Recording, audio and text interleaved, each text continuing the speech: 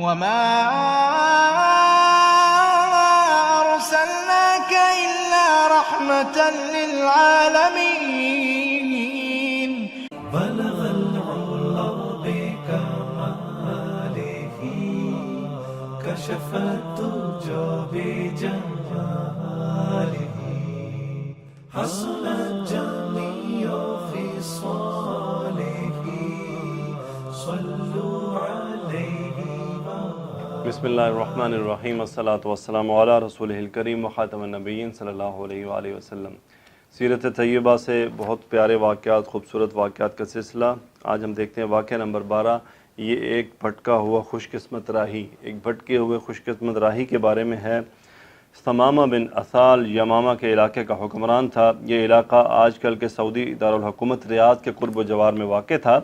ثمامہ اسلام دشمنی میں پیش تھا. اس نے اللہ کے رسول صلی اللہ علیہ وسلم کو معاذ اللہ قتل کرنے کا چیلنج دے رکھا تھا. آپ علیہ السلام نے بھی اللہ سے اس پر قابو پانے کی دعا فرمائی تھی. ایک مرتبہ ثمامہ عمرہ کرنے کے ارادے سے نکلا. اس کی خوش قسمتی کہ وہ راستہ بھول گیا اور مدینہ طیبہ کے قریب جا نکلا. رحمت عالم کے پاس جو بھول کر آ گیا، اس کا بھی بیڑا پار ہو گیا اور دائمی کامیابی اس کا مقدر بن گئی. مسلمانوں کے حفاظتی دستے ہر وقت مدینہ طیبہ کے اطراف میں گشت کرتے رہتے تھے. کوئی مشکوک شخص، دشمن کا کوئی جاسوس یا کوئی کافر برے ارادے سے مدینہ طیبہ کا رخ کرتا تھا تو حفاظتی دستے اس کے ناپاک ارادے ناکام بنا دیتے تھے. ثمامہ ایک حفاظتی دستے کی گرفت میں آ گیا. چونکہ یہ شخص اپنے کفر میں معروف تھا اور اسلام دشمنی میں اس کے عزائم ڈھکے چھپے نہ تھے، اس لیے اسے گرفتار کر کے مسجد نبوی کے ستون سے باندھ دیا گیا. اللہ کے رسول صلی اللہ علیہ وسلم کو اس دشمن اسلام کی گرفتاری کی خبر دی گئی. آپ تشریف لائے، اسے دیکھا. لمبا قد، خوبصورت چہرہ، توانا جسم، بھرا ہوا سینہ، اکڑی ہوئی گردن، اٹھی ہوئی نگاہیں، تمکنت شان، شکوہ، سطوت، سہولت، غرض برے حکمرانوں والے تمام عیوب اس شخص سے عیاں تھے. آپ صلی اللہ علیہ وسلم آگے بڑھے اور پوچھا، ثمامہ کیا حال ہے؟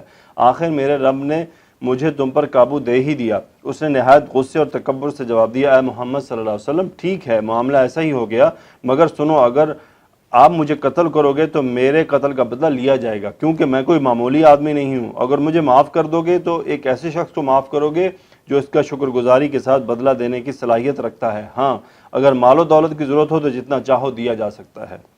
ناظرین کرام، ذرا ایک پل یہاں پہ رکیے. اس کی گفتگو اور لب و لہجے پر غور فرمائیے کہ وہ تاریخ کے سب سے بڑی شخصیت سے کتنی بے ادبی اور کس قدر متکبرانہ انداز میں گفتگو کر رہا ہے. دنیا کا کوئی اور حکمران ہوتا تو اسی وقت اس گستاخ کی گردن اڑا دیتا، مگر رسول اللہ صلی اللہ علیہ وسلم کے حلم، صبر اور ثبات اور اعلیٰ ظرفی اور اعلیٰ اخلاق کے کیا کہنے کہ گستاخانہ گفتگو سننے کے بعد بھی اللہ کے رسول صلی اللہ علیہ وسلم نے اس کو اس کے حال پر چھوڑ دیا. کوئی سخت بات نہیں فرمائی، بلکہ صحابہ کرام کو حکم دیا کہ اس کی ضیافت کرو. دوسرا دن ہوا تو پھر اللہ کے رسول صلی اللہ علیہ وسلم ثمامہ کے پاس سے گزرے اور دریافت کیا. فرمایا، ثمامہ کیا حال ہے؟ اس نے پھر کہا، اے محمد صلی اللہ علیہ وسلم، خیریت سے ہوں. ان تقتلنی تقتل ذا دم، اگر مجھے قتل کر دو گے تو ایک ایسے شخص سے قتل ہوگا جس سے خون رائگاں نہ جائے گا. وَإِن تَعْفُوا تَعْفُوا عَنْ شَاكِرٍ وَإِن تَسْأَلْ مَالًا تُعْطَهُ، اگر مجھے معاف کر دو گے تو ایسے شخص کو معاف کرو گے جو شکر گزار ہوگا، اور اگر مال چاہتے ہو تو بات کرو، پیش کر دیا جائے گا. ابو ہریرہ رضی اللہ تعالیٰ عنہ کہتے ہیں کہ ہم جیسے مساکین آپس میں گفتگو کرتے ہوئے تو کہتے تھے، اسے قتل کر کے کیا ملے گا، امیر آدمی ہے، اسے مال لے کر ہی اسے چھوڑ دینا چاہیے، کم از کم کچھ دنوں کے لیے روٹی تو میسر آ جائے گی. تیسرا دن ہوا، آج اسی چیز کا فیصلہ ہونا تھا. اللہ کے رسول صلی اللہ علیہ وسلم نے پھر پوچھا، ثمامہ کیا حال ہے، کس حال میں ہو؟ اس نے حسب سابق کہا، خیر ہے، اور ساتھ ہی اپنے گزشتہ الفاظ دہرائے جس میں اس نے بڑے تمطراق سے فخریہ انداز میں اپنے قبیلے کا ذکر کیا، اپنے مال و دولت کی کثرت کا اظہار، اور ساتھ ہی دھمکی بھی دے ڈالی. صحابہ کرام منتظر ہیں کہ دیکھیں اس گستاخ کو کیا سزا ملتی ہے، اور وہ آپ کی آواز اور حکم کی طرف کان لگائے کھڑے تھے کہ رحمت للعالمین صلی اللہ علیہ وسلم نے حکم دیا، اس کی رسیاں کھول دو. پھر ثمامہ سے فرمایا، جاؤ، میں تمہیں بغیر کسی شرط کے رہا کرتا ہوں. حکم کی تعمیل ہوئی، ثمامہ کو رہا کر دیا گیا. اس نے اپنی سواری پکڑی اور مدینہ طیبہ سے باہر بھاگنے لگا. رسول اللہ صلی اللہ علیہ وسلم کے لطف و کرم سے وہ اپنی جان سلامت لے کر نکل آیا، لیکن وہ اپنا دل تو رحمت للعالمین کے اعلی اخلاق کے پاس رکھ آیا تھا. مسجد نبوی سے باہر نکلتے ہوئے اسے بے اختیار خیال آیا کہ اتنا برگزیدہ اور اتنا بلند حوصلہ انسان تو آج تک میں نے دیکھا ہی نہیں. میرے الفاظ میں کتنی شدت اور حدت تھی، مگر اس کے باوجود ان کا تحمل ان کے غصے پر غالب آیا اور اس نے مجھے رہا کر دیا۔ اردو کے کسی شاعر نے اسی کیفیت کو بیان کیا، اس نے اپنا بنا کے چھوڑ دیا، کیا اسیری ہے کیا رہائی ہے۔ سیرت نگاروں نے لکھا ہے کہ وہ مدینہ طیبہ کے ایک باغ میں گیا، کنویں پر غسل کیا، صاف ستھرے کپڑے پہنے، پھر اس کے قدم خود بخود مسجد نبوی کی طرف بڑھنے لگے۔ اللہ کے رسول صلی اللہ علیہ وسلم ابھی تک مسجد نبوی میں ہی تشریف فرماتے۔ آپ نے اسے دیکھا تو فرمایا، ثمامہ ہم نے تو تمہیں چھوڑ دیا تھا، تم پھر چلے آئے۔ اس نے عرض کی، آپ کا رہا کرنا بھی کیا خوب رہا کرنا، آپ نے چھوڑا تو مگر ہمیشہ کے لیے اپنا بنا کر چھوڑا۔ اب میں بادشاہ نہیں آپ کا غلام ہوں، میری تمنا ہے کہ مجھے کلمہ پڑھائیے اور اپنے جانثاروں میں شامل کر لیجئے۔ اسلام کی نعمت ملنے کے بعد اس نے کہا، اے اللہ کے رسول صلی اللہ علیہ وسلم، اس کائنات میں آپ کا چہرہ میرے لیے سب سے زیادہ قابل نفرت تھا، آپ کے دین کو میں نہایت برا سمجھتا تھا، آپ کا شہر میرے لیے سب سے زیادہ ناپسندیدہ تھا، مگر آپ صلی اللہ علیہ وسلم کے دامان رحمت میں آ جانے کے بعد آپ علیہ الصلاۃ والسلام کا چہرہ مجھے کائنات کے سب چہروں سے زیادہ محبوب ہے۔ دنیا کا کوئی دین آپ کے دین سے بہتر اور افضل نہیں، آپ کی یہ بستی روئے زمین کی ساری بستیوں کے مقابلے میں میرے لیے مجھے محبوب ترین ہے۔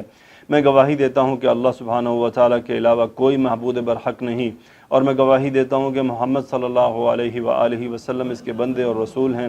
ثمامہ رضی اللہ تعالیٰ عنہ عرض کر رہا ہے، اللہ کے رسول، میں عمرے کی نیت سے گھر سے نکلا تھا، اب جب کہ میں مسلمان ہو گیا ہوں مجھے عمرے کی اجازت عطا فرمائیں۔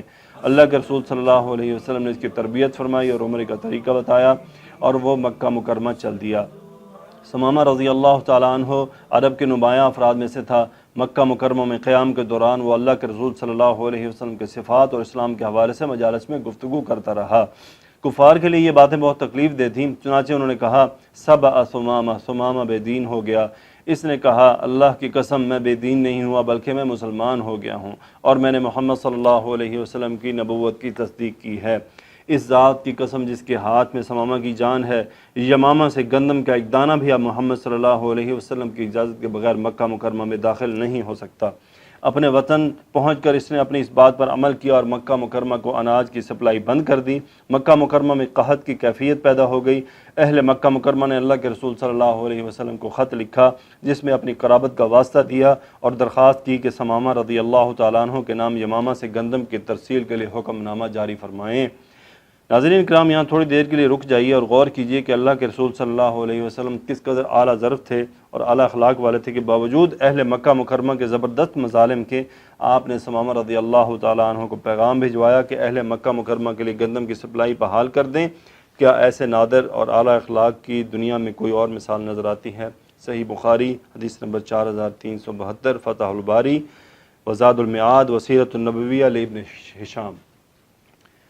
دیکھیں جی، اس میں ہم نے کتنا خوبصورت رسول اللہ صلی اللہ علیہ وسلم کا اخلاق دیکھا کہ اتنے بے ادبی، اتنے تکبرانہ لہجے کے باوجود آپ علیہ الصلوۃ والسلام نے انہیں کتنے پیار سے جواب دیا، اور حتیٰ کہ انہیں چھوڑ بھی دیا، اور وہ چھوڑنا وہی ہوا، اس نے اپنا بنا کے چھوڑ دیا، کیا اسیری ہے کیا رہائی بھی۔ وآخر دعوانا الحمدللہ رب العالمین، الصلاۃ والسلام علی رسولہ الکریم وخاتم النبیین صلی اللہ علیہ وآلہ وسلم۔